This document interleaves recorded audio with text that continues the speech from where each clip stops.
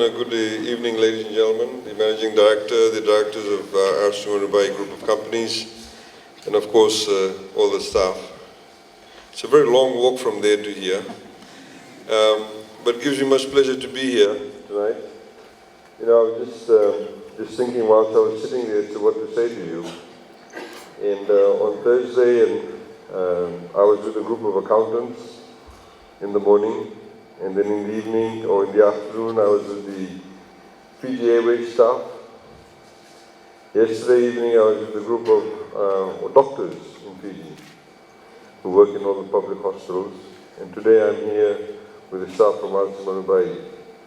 And I'm supposed to be at 8 o'clock at your ground to crown the Miss Bar River Carnival Queen. Diverse group of people, all on different days. But what it goes to show, ladies and gentlemen, that to run a country, for a country to do well, we need everybody. The country is not run just by doctors, it's not only run by accountants or lawyers or people who work in the airline industry or people who only work in hardware stores, who do marketing, who have specific skill sets. It requires everybody to work. So you are very much a part, an integral part of the Fijian economy, of the Fijian society, and are part of our country. The message that we have been giving, as you know, through the Honourable Prime Minister and through all our ministers, the Honourable Minister Bala is here, and he will also tell you that we believe and recognize that if we all did our part as individuals, in our families, in our homes, in our workplace, in our society, in our country, then there is enormous potential that Fiji can actually realize. There is enormous opportunities for all of us. And it is that vision, it is that goal if we all had together, which will make Fiji a much greater place to live in. We all talk about places like Singapore, and people who've been to Singapore. If you see Singapore today, if you compare Singapore to what it was only in the 1960s, it's a world of difference. And the reason why Singapore is where it is today is not just because the government had a vision, but everybody that lived in Singapore, all of them backed that vision. And the vision that the government has, the Fiji First government has, is that every single Fijian must be given the opportunity to do as well as they can and as they should. This is why we made education free, for the first time in Fiji's history. So your children can get free education, and every child in Fiji must go to at least Form 7. If they want to go to university, they can get a scholarship if they are top students. If they are not a top student, but they still get a place in university, we will pay for them if they want to go, and they can pay back by way of a loan with very low interest rate, if not any interest rate at all.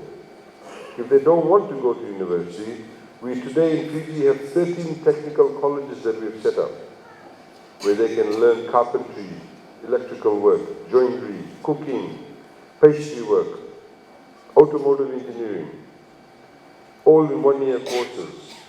Yesterday morning I was in Nanunga, and I went up for a walk to the Nanunga Novosa Provincial Council Technical College, where we just started that college very recently. And the head teacher there was telling me, because part of the course is they give you work placement also. He said they don't actually have to go out and look for companies. The companies actually come into the college. There's, for example, a shortage of good tradespeople. And in fact, some of them have already done only half of the certificate, but they have not come back after they've gone for the work placement, because there's so much in demand. So these are the numerous opportunities that we believe that every Fijian should realize. I'm sure some of you who were very good in school weren't able to complete school because perhaps at that point in time the parents weren't able to afford it, or you weren't able to go to university because it costs too much. That, ladies and gentlemen, now is not a problem. Every child can do that. We have, as the managing director has highlighted, we believe that people at the lower income levels should be given access to things that other rich people can have. So we give you free medicine if you earn less than $20,000 a year. If a household that has an income level of less than $30,000 a year, we give you subsidized electricity. And by that we mean the unit cost of electricity is 34 cents a unit.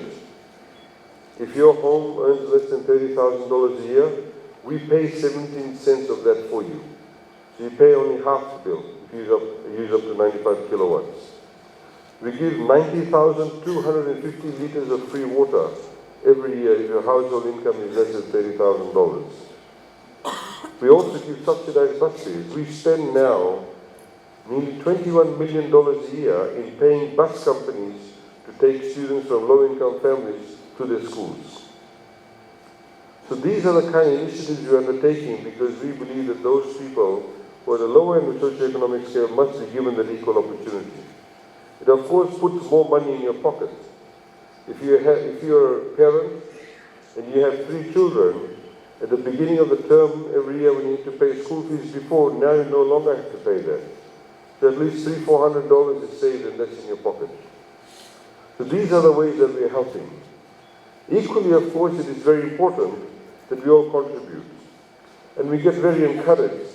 This is why we like attending such functions, that when you have companies like your company that recognizes people who have contributed and they recognize you for your contribution in levels of increased productivity and the way that you help your company to achieve its goals, it is very good because it's very encouraging for you. And I'd like to thank the company obviously for recognizing this, but all equally important of course is for you to be able to encourage each other. As your managing director also highlighted, for the first time in Fiji's history, we allocated in last year's budget $88 million to give people assistance to rebuild their homes. And I know those of you who have been involved in that, you would know that the demand on hardware today is quite high because of the construction requirements.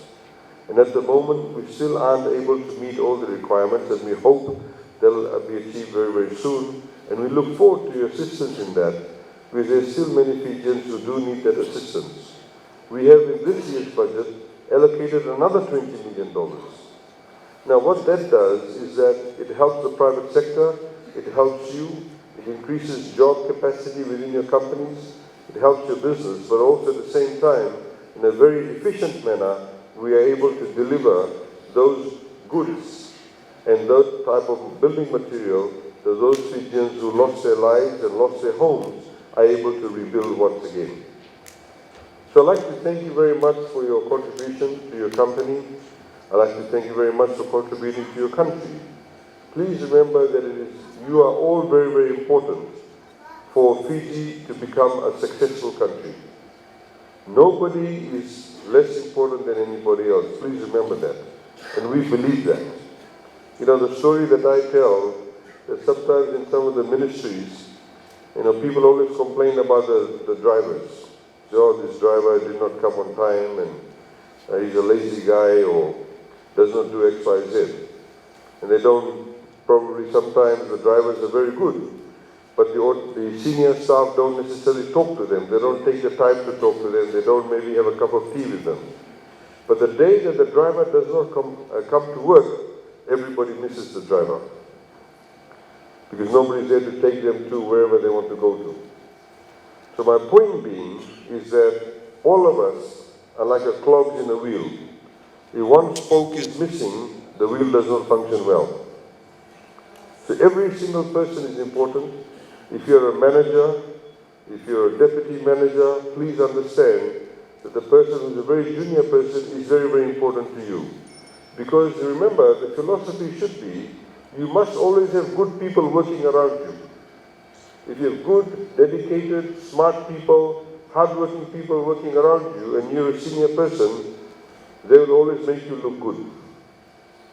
So it is very, very important to remember that. And I wish all of you all the best. Those of you who, as your MD has said, who won't receive awards, please remember it does not mean you have not done well. It does not mean that you cannot get an award next year. But the reality is that all of you are a team, and all of you must work together. So I'd like to thank you very much for the invitation here tonight. I'd like to wish all of you all the best for your sports day tomorrow, but also wish you all the best in the year to come. And thank you once again for your contribution to Fiji. Thank you.